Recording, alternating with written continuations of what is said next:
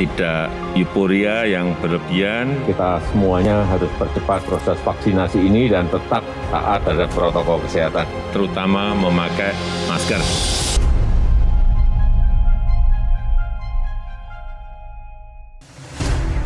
Pertamina bagikan dana bansos. Wow, yang benar tuh. Aplikasi Peduli Lindungi minta 1 juta. Hah, beneran gak sih? WHO merencanakan modifikasi genetik manusia melalui vaksinasi. Yang bener aja. Semuanya akan dikupas secara tuntas oleh Popon Kerok dalam Bener Gak Sih?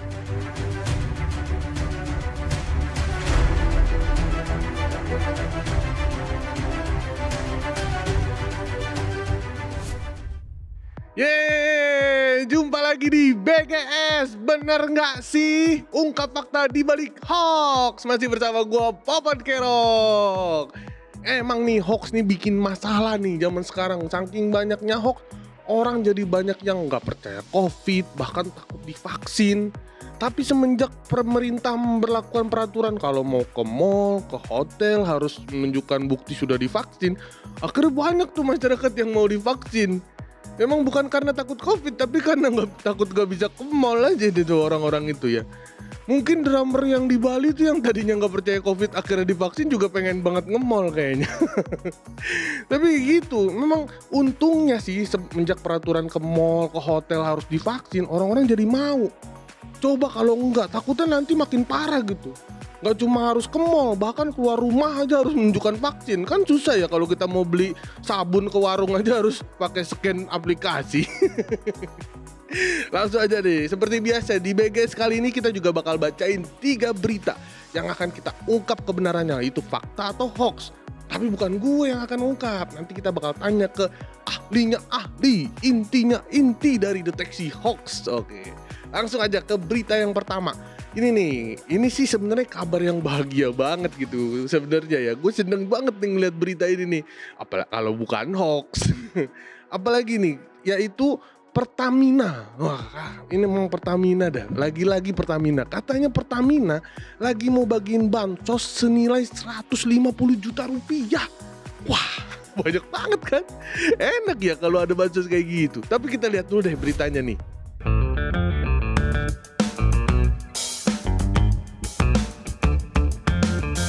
Sering kali kita merasa mak teratap sekaligus bunga sumringah ketika membaca pesan masuk yang isinya menang undian atau hadiah hibah atau lagi bansos pemerintah. Apalagi nilainya sampai ratusan juta kan? Nah, di era pandemi pesan singkat serupa ini makin sering muncul. Sepanjang Oktober, banyak laporan tentang beredarnya pesan singkat yang mengatasnamakan PT Pertamina. Pesan ini berisi tentang pemberian dana bantuan sosial berupa cek senilai 150 juta rupiah dari My Pertamina. Pesan tersebut juga disertakan halaman lanjutan yang menggiring penerima pesan untuk membukanya. Anehnya, halaman ini bukan halaman resmi Pertamina. PGS Vice President Corporate Communication Pertamina, Fajriah Usman, dalam liputan 6.com pun angkat bicara mengenai hal tersebut, bahwa undian maupun yang mengatasnamakan Pertamina, baik yang disampaikan melalui WhatsApp, SMS maupun email tidak benar. Imbuhnya, seluruh program promosi Pertamina akan disampaikan melalui saluran komunikasi resmi perusahaan, yakni website www.pertamina.com, akun sosial media @pertamina, serta aplikasi resmi My Pertamina, Pertamina Call Center 135. Dikutip dari situs resmi pertamina.com, pihak Pertamina meminta masyarakat untuk waspada terhadap penipuan dengan modus pemberian hadiah dan uang yang sering diterima melalui pesan singkat dan atau email yang mengaku dari Pertamina Indonesia. Sebenarnya siapa sih yang gak ngarep bansos sebesar 150 juta? Ini semacam secerca harapan di tengah kemelut ekonomi yang kita hadapi bersama hari ini ya pemirsa. Tapi tunggu dulu deh, daripada jatuh, sakit gara-gara ekspektasi ketinggian, ngarepin bansos yang gak jelas jeluntrungannya ini, mending kita bahas kebenarannya. Balik ke Popon yang akan tanya-tanya langsung sama ahlinya ahli. Intinya inti deteksi hoax. Bang Ibe dari ICT Watch. Tuh kan enak banget dapat 150 juta itu kalau kita beliin sembako. Mau PPKM diperpanjang sampai kapan juga kita tenang ya kan. Tapi kita bakal tanya nih ke detektor hoax yang kali ini bakal kita datengin, yaitu Bang Ibe dari ICT Watch. Halo Bang Ibe. Halo Bang Popon. Nah, kita baru pertama kali ketemu nih Bang Ibe. Apa kabar Bang Ibe? Baik. Bang Popon sehat Bang? Sehat, alhamdulillah. Bang Ibe gimana? Sehat.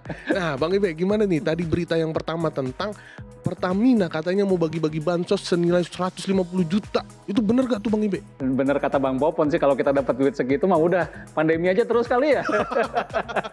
Bener juga. Ini tapi sebenarnya modus kayak gini tuh udah lama ya. Kita dapat SMS masuk ke kita dari marketplace, dari bank gitu ya, memberikan hadiah segala macam, itu udah jamak. Dan sekarang di pandemi ditambahin nih kata-kata bansos. Wah, dan dari Pertamina, sejak kapan Pertamina ngasih bansos ya? Tapi yang jelas sebenarnya cara untuk melihat apakah ini benar atau enggak, simple sebenarnya sih Bang Popon.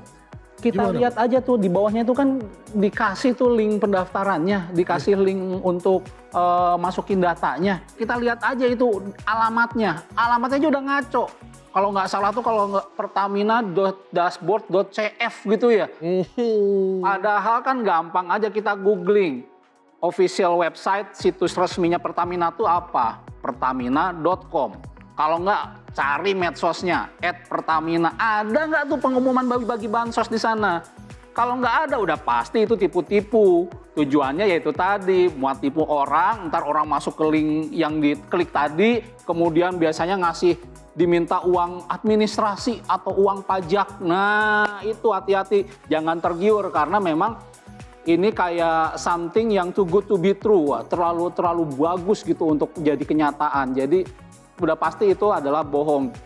Tinggal cek lagi, sekali lagi saya ingetin, kalau dapat hal-hal yang kayak gitu langsung aja cek di situs resmi atau media sosial resmi dari institusi yang nawarin bantuan sosial, nawarin hadiah dan segala macamnya. Kalau nggak ada udah pasti itu hoax. Oh gitu. Makasih Bang Ibe atas penjelasannya. Kita jadi nggak ketipu nih, hampir aja kita ketipu ya kan. Lanjut nih ke berita kedua, katanya ada aplikasi Peduli Lindungi yang minta duit dari penggunanya senilai Rp1.000.000. Gede juga mintanya nih, tapi kita lihat dulu beritanya ya.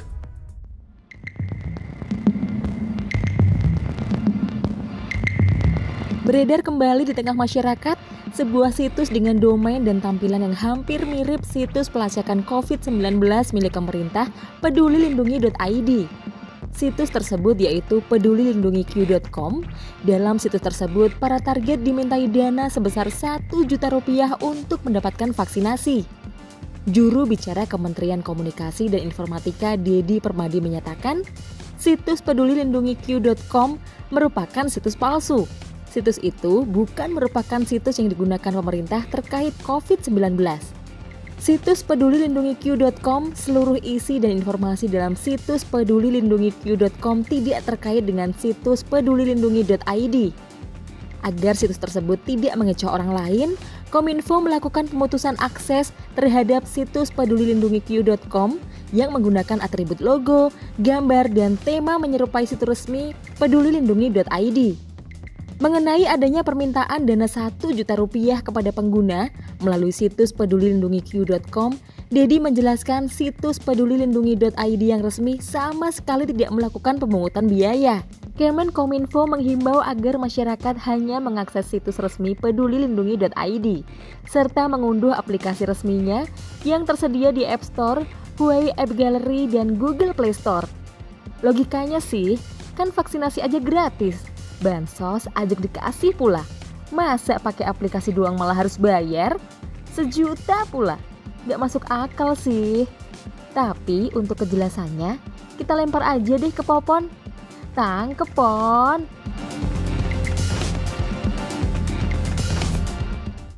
Tuh beritanya. Masa iya sih aplikasi Peduli Lindungi minta duit 1 juta? Ini aplikasi pinjol kali ya? Bagaimana ini?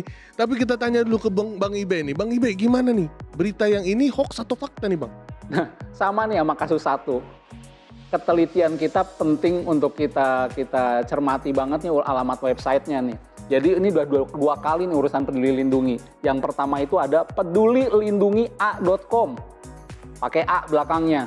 Kemudian yang terakhir kemarin, Peduli Lindungi pakai Q belakangnya, pedulilindungi.com. Ya, padahal kita tahu website resminya Peduli Lindungi itu ya pedulilindungi.id. Selain itu berarti palsu. Nah, apa modusnya? Modusnya ternyata saya iseng juga nih nyoba-coba nih Bang Popon nih. Saya coba-coba masuk ke Peduli Lindungi A atau pedulilindungi.q.com. Ini sama modusnya. Dia seolah-olah memberikan jatah buat vaksinasi, tapi berbayar. Padahal kita tahu pemerintah sampai detik ini belum menerapkan kebijakan untuk vaksinasi berbayar. Jadi begitu kita masuk tuh ke pedulilindungi.com tadi yang palsu tadi, kita diminta masukin NIK, itu asal aja. Saya pernah coba juga iseng tuh masukin, walaupun ini nggak boleh ditiru ya, harusnya nggak usah masukin apa-apa. Saya iseng aja coba pengen tahu ini apa sih maksudnya. Masukin NIK asal, masukin nama asal, alamat asal, udah aja pokoknya asal, ada isinya aja. NIK-nya juga cuma 4 angka gitu kayak masukin, enter.